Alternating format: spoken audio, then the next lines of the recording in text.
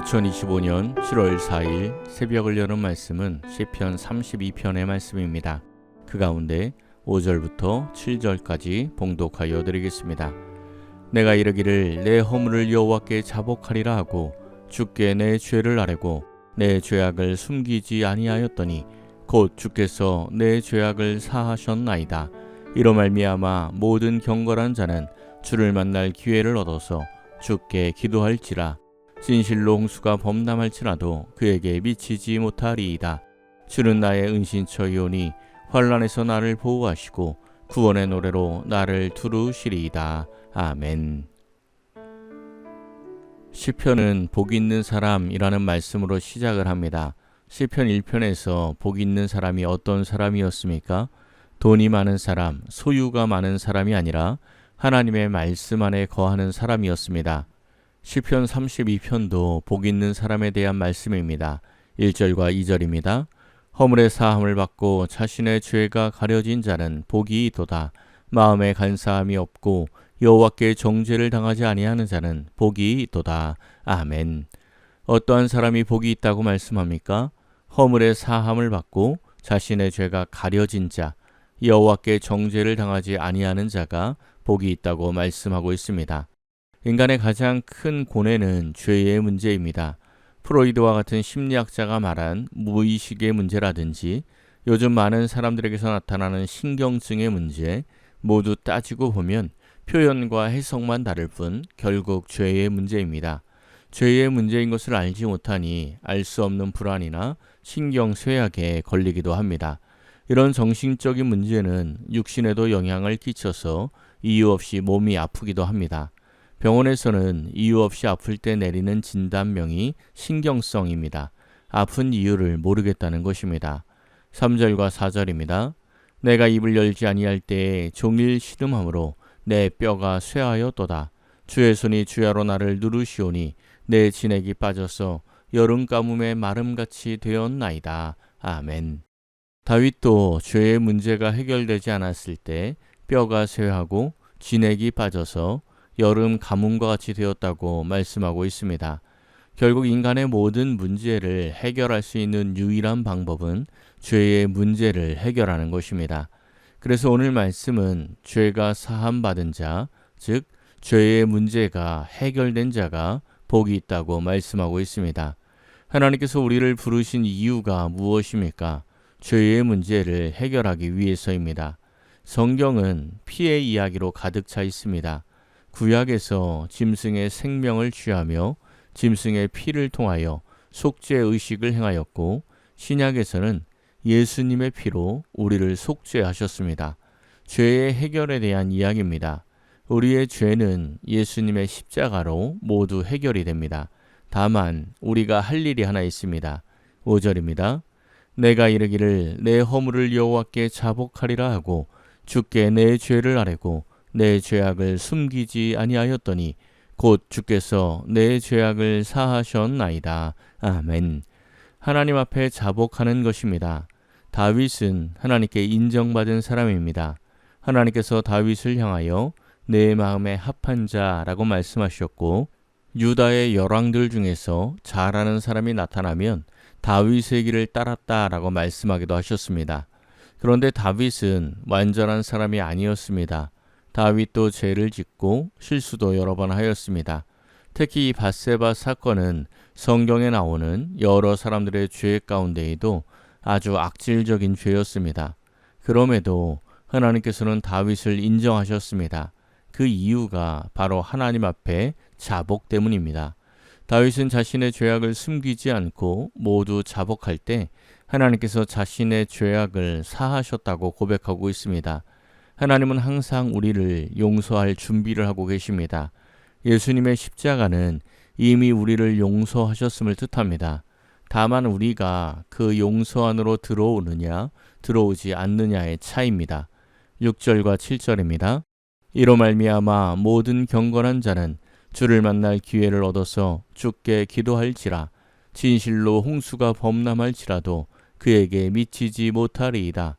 주는 나의 은신처이오니 환난에서 나를 보호하시고 구원의 노래로 나를 두루시리이다. 아멘. 죄를 고백하고 나니 마음에 담대함이 생깁니다. 하나님께서 홍수의 범람을 막아주시고 은신처가 되어주시고 환란에서 보호하시고 구원의 노래로 두르실 것이라 고백하고 있습니다. 죄의 문제를 해결하고 하나님께 기도하는 사람은 이러한 담대함을 얻을 수가 있습니다. 8절과 9절은 하나님께서 다윗에게 말씀하시는 내용입니다. 새 번역으로 읽어드리겠습니다. 주님께서 말씀하신다. 네가 가야 할 길을 내가 너에게 지시하고 가르쳐 주마. 너를 눈여겨보며 너의 조언자가 되어주겠다. 너희는 제갈과 굴레를 씌워야만 잡아들 수 있는 분별 없는 노새나 말처럼 되지 말아라. 아멘. 하나님께서 가야 할 길을 지시하고 가르쳐 줄 테니 그 말씀에 순종하고 살아가라는 말씀입니다. 노새나 말처럼 제갈과 굴레를 씌워야만 말을 듣는 사람이 되지 말라는 것입니다. 구약시대를 보면 이스라엘 백성들이 하나님의 말씀에 순종하지 않아서 여러 가지 고난을 겪는 장면들이 많이 나옵니다. 제갈과 굴레를 씌워서라도 구원의 길로 이끌어 가시는 것입니다. 지금도 신앙생활을 노새나 말처럼 하는 사람들이 있습니다. 신앙 안에서 자유를 누리는 것이 아니라 하나님께 제갈과 굴레가 씌워져서 꿀려 다니는 것입니다. 이런 사람은 신앙생활이 참 곤고합니다. 10절과 11절입니다.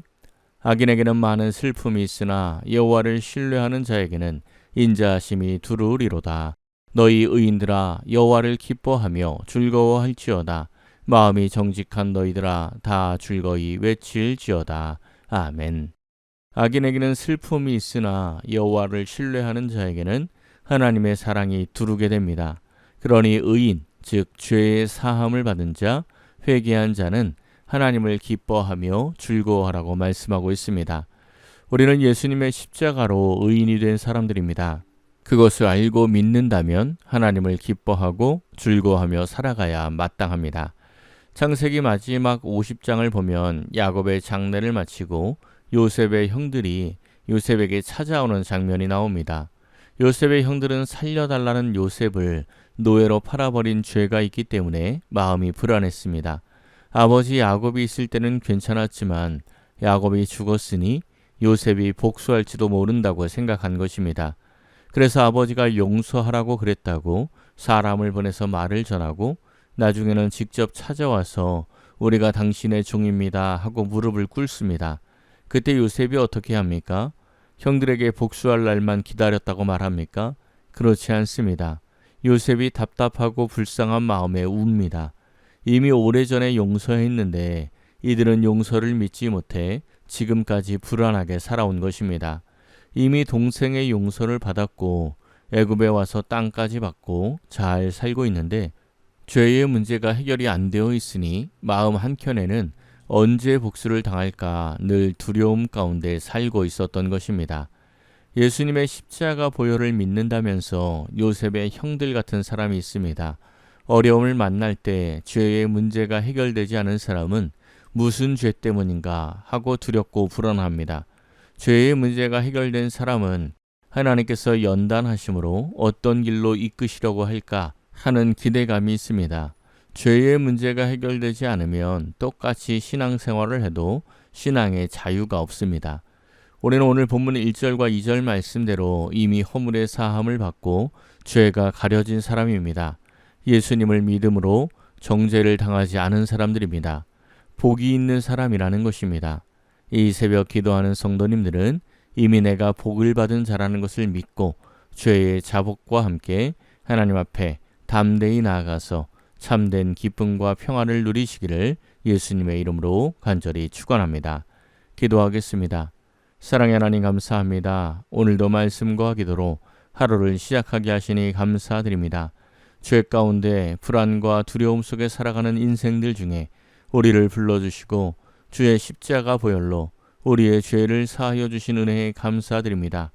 이제 우리의 입을 열어 나의 허물과 죄를 하나님께 아뢰고 자복함으로 죄의 사하심을 누리게 하옵소서.